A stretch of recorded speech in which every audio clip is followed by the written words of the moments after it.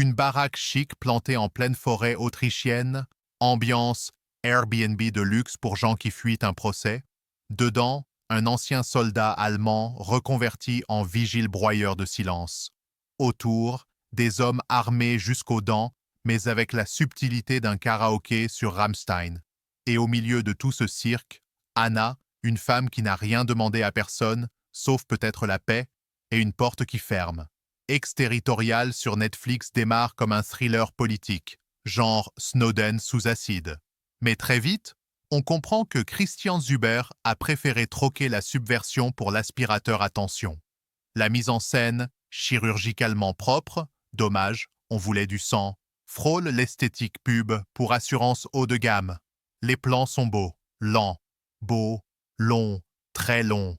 On croirait voir un épisode perdu de Derrick produit par Ikea. Mais bon, Jeanne Gourceau sauve un peu les meubles. Et quel mobilier! Elle incarne Anna avec assez de nerfs pour qu'on y croie, ou du moins qu'on ait envie de la suivre. Elle court, elle frappe, elle fuit, elle doute, elle vit, en somme, au milieu d'un film qui roupille en position fétale. Face à elle, des antagonistes aussi menaçants qu'un PowerPoint sur les conventions de Genève.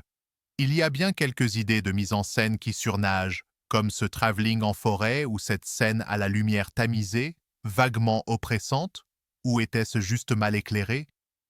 Mais on ne peut pas s'empêcher de se demander pourquoi tout ça? Pour dénoncer quoi? Les zones grises du droit international? L'impunité des États?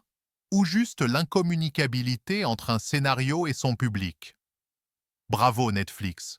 Ce qui est sûr, c'est qu'à force de vouloir faire sérieux, exterritorial devient glacial, trop poli pour être viscéral, trop cadré pour être coup de poing.